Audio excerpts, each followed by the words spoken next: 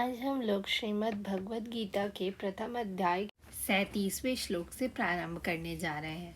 हमने इस वीडियो को 2 भागों में बांट दिया है, इसीलिए क्योंकि पहला जो इसका 36वां श्लोक था वो उसका अर्थ कुछ ज़्यादा ही लंबा हो गया था।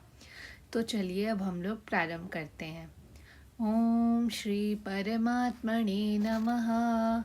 अथ प्रथमो अध्यायः। अर्जुन उवाच यद्यप्येते न पश्यन्ति लोभोपहत चेतसः कुलक्षयकृतं दोषं मित्रद्रोहे च पातकं कथं न ज्ञेयमस्माभिः पापादस्मान्निवर्तितुं कुलक्षयकृतदोषं प्रपश्यद्दृढ़ जनार्दन। हे जनार्दन, यद्यपि लोभ से अभिभूत चित्त वाले ये लोग अपने परिवार को मारने या अपने मित्रों से द्रोह करने में कोई दोष नहीं देखते, किंतु हम लोग जो परिवार के विनष्ट करने में अपराध देख सकते हैं, ऐसे पाप कर्मों से प्रवृत्त क्यों हो। अब अर्जुन कहते हैं, इसका तात्पर्य ये है कि क्षत्रिय से यह आशा नहीं की जाती है कि वो विपक्षी दल में देखे कि कौन है, या फिर जुआ खेलने में देखे या युद्ध में देखे कि सामने कौन है।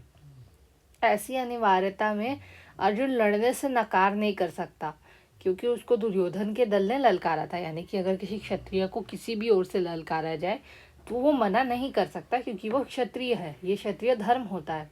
इस प्रसंग में अर्जुन सोच रहा है कि हो सकता है कि दूसरे लोगों ने ललकार किया हो, उन्होंने ये नहीं सोचा कि परिणाम क्या होगा, कितना बुरा हो सकता है। लेकिन जब हमें पता है, तो फिर हमें जब नज़र आ रहा है इसका दुष्परिणाम, तो हम लोग क्यों लड़ाई करें। तो इन पक्ष विपक्षों पर विचार करके अर्जुन ने युद्ध न करने का निश्चय कर लिया था। फिर कुलक्षये प्रणश्यन्ति कुलधर्मा सनातनाः धर्मे नष्टे कुलं कृत्स्नम् अधर्मोऽभिभवत्युत। कुल का नाश होने पर सनातन कुल परंपरा नष्ट हो जाती है और इस तरह शेष कुल भी अधर्म में प्रवृत्त हो जाता है। अब यहाँ पे लिखा हुआ है कि वर्णाश्रम व्यवस्था में धार्मिक परंपराओं के अनेक नियम हैं।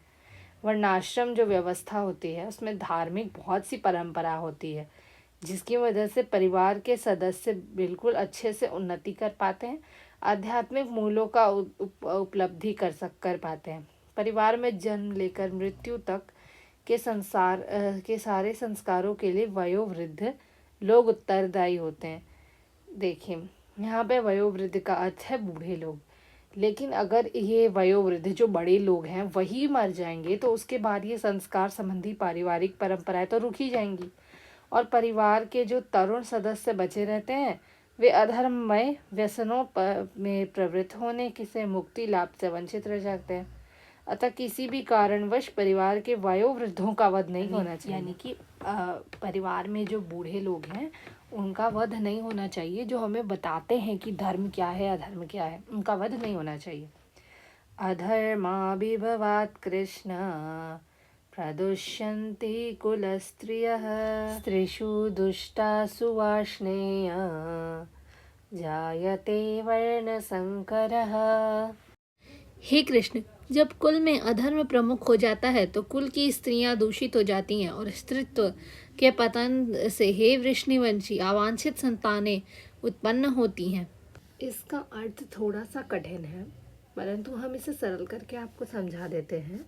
जीवन में शांति, सुख और आध्यात्मिक उन्नति का मतलब संसार में जितना भी हमारा जीवन का सुख होता है उसका सिद्धांत मानव समाज में अच्छी संतान का होना है। अच्छा बच्चा होगा, अच्छी संतान होगी तो अच्छा जीवन चलेगा।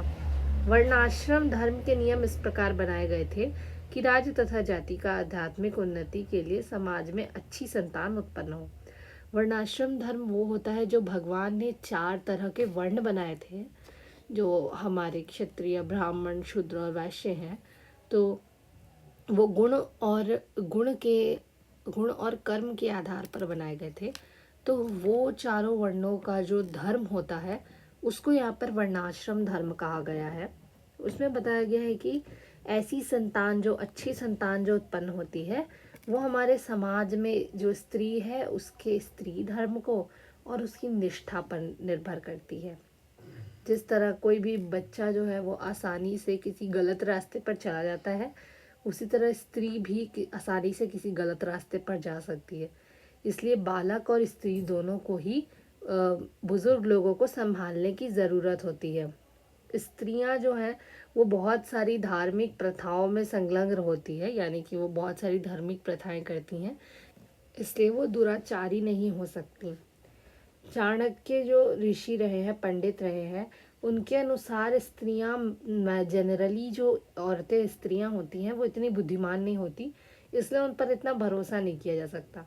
इसीलिए अलग अलग कुल परंपराओं में उनको व्यस्त रखना चाहिए ताकि उनका अस्तित्व बना रहे, उनका अच्छा धर्म रहे और एक अच्छा संतान इस तरह जन्म लेगा जो वर्णाश्रम धर्म में भाग ले सकेगा, इनका वर्णाश्रम धर्म जारी रखेगा।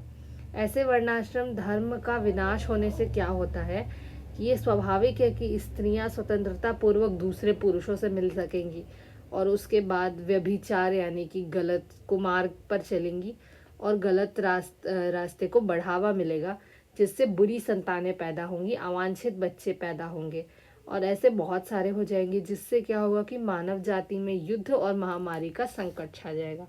धन्यवाद। आज के लिए बस इतना ही। हम लोग आगे के श्लोक अगले वीडियो में करेंगे। तब तक के लिए जय श्री राधे कृष्ण।